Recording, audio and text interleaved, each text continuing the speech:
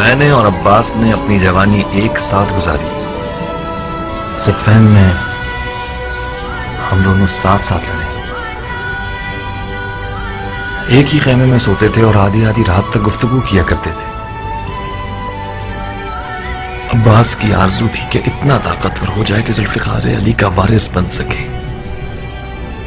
वो मौला अली की तन्हाई को पूरे वजूद के साथ महसूस करता था।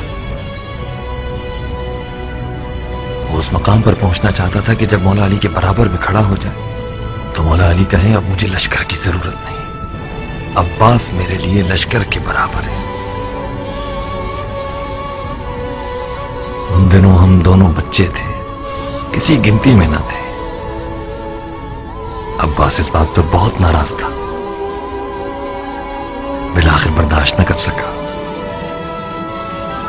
एक दिन मेरे बाबा मालिक के सामने खड़ा हो गया और तन कर कहने लगा कि मालिक, आपको आज मुझे अपने साथ मैदान में ले जाना होगा।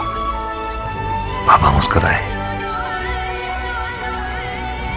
अब्बास को मजीद गुस्सा आया और शेर की तरह गुर्राया कि मालिक, आप समझते हैं कि मैं कमतर हूं?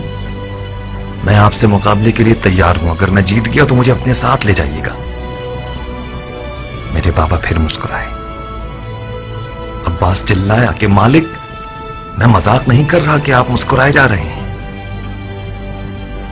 मेरे बाबा ने अपनी हंसी रोकी और जवाब दिया, अब्बास मेरी जान, मैं जानता हूं कि तुम बहुत अच्छा लड़ते हो, मगर तुम कमर बनी हाशिम हो। तुम्हें सिर्फ फैन की स्याह रातों पर चमकना होगा ताकि वो चांदनी रातें बच जाए।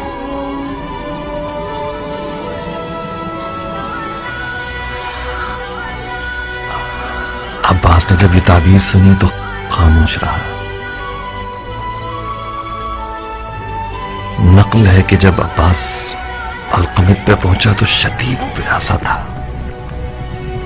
मगर उसने पानी नहीं पिया। एक रात अब्बास पसीने में नहाया हुआ नींद से घबरा के उठा, बार बार अपने हाथों को और मुझे देखता था।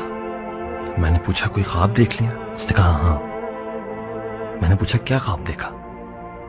टूटती हुई सांसों में मुझे जवाब दिया, इब्राहिम, मैंने ख्वाब में देखा कि मेरे हाथ नहीं, मेरे हाथ खो गए थे।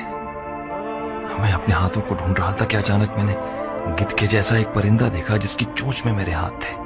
वो मेरे हाथों को खाना चाहता था। मैंने उसे पत्थर से मारना चाहा, मगर मुझे ख्याल आया कि मेरे पास तो पत्थर उठाने के लिए हाथ नहीं। मैंने चिल्ला के कहा, ओ लाशखोर, मेरे हाथों को मत खाओ, वो हाथ मेरे हैं।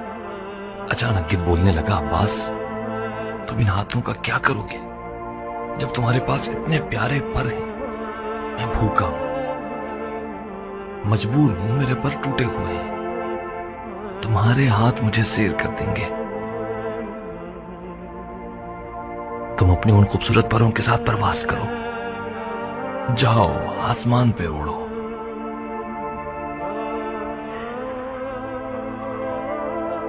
जब मैंने सुना कि अब्बास के हाथ काटे गए तो उसके उस रात वाले ख्वाब की हिकमत को समझ गया।